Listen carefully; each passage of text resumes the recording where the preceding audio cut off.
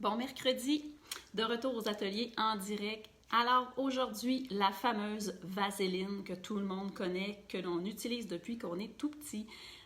Si vous ne le savez pas, on appelle la vaseline gelée de pétrole parce qu'évidemment, la vaseline est issue des dérivés du pétrole. Alors moi, ça fait plusieurs années, évidemment, ceux qui me connaissez, vous savez que j'utilise des produits de plus en plus naturels, le plus possible. Donc, pour moi, la vaseline, ça fait longtemps qu'elle est rangée, qu'on ne l'utilise plus sur la peau à la maison parce que justement à cause des dérivés du pétrole qui sont à l'intérieur, c'est pas premièrement du niveau environnemental, c'est vraiment pas des bons ingrédients, donc ça n'a pas un bon bilan écologique si on peut dire, et en même temps ce sont des éléments inertes, des ingrédients inertes qui n'ont pas vraiment de propriété, qui apportent absolument rien sur notre peau.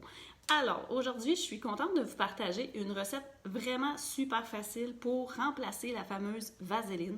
On va l'appeler vaseline végétale. Et je remercie en passant Sandrine Chabert de Culture Sauvage. C'est sur son blog que j'ai découvert cette recette-là. Alors, dans mon article, je vous mets le lien de son blog. Et c'est évidemment, j'ai rajouté mes petites notes personnelles pour les huiles essentielles que j'ai ajoutées à l'intérieur et je vous suggère des petites recommandations.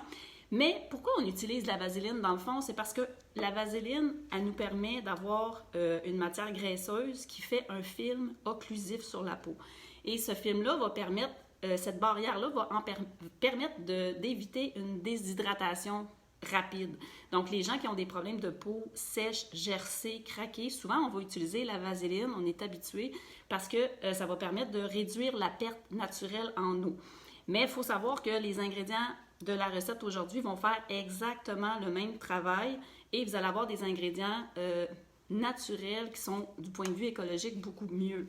Et il faut savoir aussi l'autre règle que j'ai appris depuis plusieurs années en cosmétique, quand on fait nos produits, idéalement, tout ce qu'on applique sur la peau, on devrait être capable de le consommer.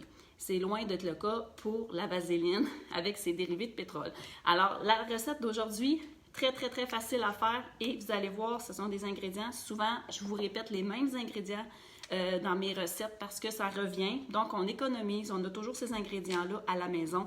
C'est super simple. Alors, comme d'habitude, ici sur ma page Jamais sans mon huile, j'aime ça vous partager mes petites découvertes, mes trouvailles, des produits que j'utilise à la maison qui sont sécuritaires avec la famille, les bébés, tous les âges. Et évidemment, je vous parle tout le temps des huiles essentielles qui sont ma passion. Alors, la recette, comme je vous le dis, je vais la publier sous la vidéo. C'est très, très simple. Je vous explique les 3 ingrédients principaux. Comme d'habitude, on se fait un petit bain-marie maison. On met un fond d'eau et dans un plat de Pyrex comme ça, on fait fondre un petit peu de cire d'abeille. La recette, c'est 2 cuillerées à soupe de cire d'abeille granulée, là, râpée. C'est environ 12 grammes. Parce que moi, personnellement, j'aime mieux peser ma cire d'abeille, mais c'est à peu près 12 grammes. On fait fondre la cire d'abeille dans notre contenant Pyrex, dans le bain-marie. Et une fois que c'est fondu, là, on va rajouter simplement une cuillerée à soupe d'huile de ricin. Celle qui est vraiment visqueuse. C'est elle qui va apporter vraiment l'effet brillant, une belle texture à la gelée, notre vaseline végétale. Donc, on rajoute une cuillerée à soupe pendant que la cire d'abeille est fondue. On brasse. Ça va se mélanger jusqu'à temps que ça se mélange bien ensemble. Et le dernier ingrédient que je conseille de rajouter à feu éteint, c'est le macérat de calendule. Si vous n'avez pas de macérat de calendule, c'est pas grave, vous pouvez utiliser une huile d'avocat, une huile d'olive, une autre huile végétale. J'ai vu plusieurs recettes sur Internet de vaseline. Il y en a qui utilisaient seulement de la cire d'abeille et de l'huile d'olive, mais c'est certain que pour la peau, c'est difficile de battre le macérat de calendule que l'on peut faire facilement en infusant des fleurs de calendule dans une huile végétale. Donc, je l'adore pour la peau, c'est bon pour tous les types de peau. Mais comme je vous dis, remplacez-le par une huile d'avocat si vous ne l'avez pas ou une huile d'olive.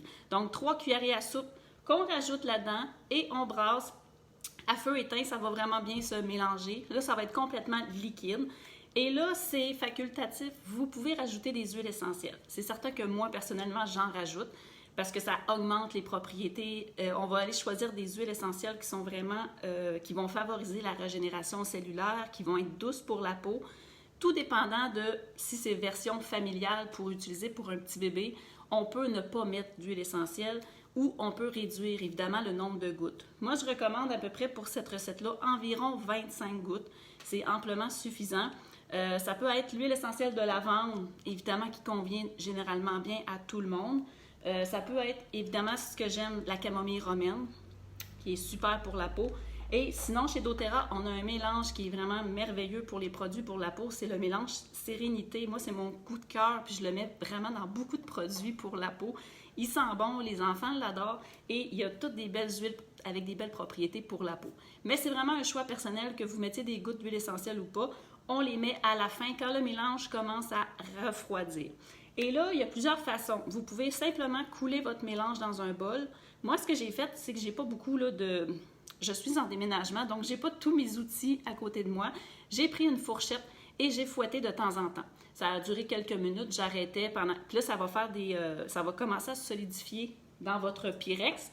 Et vous fouettez. Si vous avez un batteur électrique, vous le faites. Si vous voulez une texture plus crémeuse, qui va mieux s'étaler aussi, qui va être moins solide, alors je vous suggère de le fouetter avec une fourchette ou un batteur jusqu'à temps que ça soit complètement solide, là, une belle texture de crème gelée. Donc, une fois que c'est refroidi, là, c'est vraiment... La mienne est solide parce que j'ai mis un petit peu plus de cire. Fait que vous pouvez jouer avec la quantité de cire d'abeille. Si vous voulez que ça soit une gelée qui se tient vraiment bien, qui est plus rigide, mettez plus de cire. Si vous voulez quelque chose de plus moelleux, liquide, mettez un peu moins de cire d'abeille. C'est vraiment super simple et ça va se conserver pendant des mois selon les huiles végétales que vous allez avoir choisies. Donc, ça va pouvoir se conserver facilement 6 mois à 1 an. Tout le monde devrait avoir un petit pot, c'est pratique. Et on va l'utiliser exactement pour les mêmes raisons qu'on utiliserait la vaseline. Donc, les pieds gercés, les mains, les lèvres gercées, le nez irrité parce que vous vous mouchez trop souvent puis vous avez les narines toutes irritées, l'entretien des tatouages, n'importe quelle raison, les mains, les ongles. Donc, il y a vraiment beaucoup d'applications. Évidemment, la vaseline. Donc, petit réflexe de changer pour de la vaseline naturelle. Vous allez voir, c'est simple à faire. Et je suis certaine que vous allez adorer. Vous allez voir, ça fait exactement les mêmes bienfaits et on sait qu'est-ce qu'il y a dedans comme ingrédient. Pour moi, c'est super important. Alors, c'est tout. C'est simple. Dans la recette, je vais la publier sous la vidéo. Puis, il y a une petite fiche image aussi, si vous préférez la recette en image. Alors, si vous avez des questions, n'hésitez pas à les commenter sous la vidéo. Je vais aussi la publier sur ma chaîne YouTube dans les prochains jours.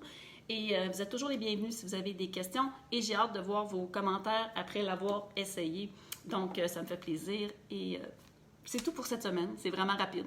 Recette éclair. Alors, bonne semaine tout le monde et on se revoit la semaine prochaine pour une autre vidéo en direct. Bye bye. Merci Dominique.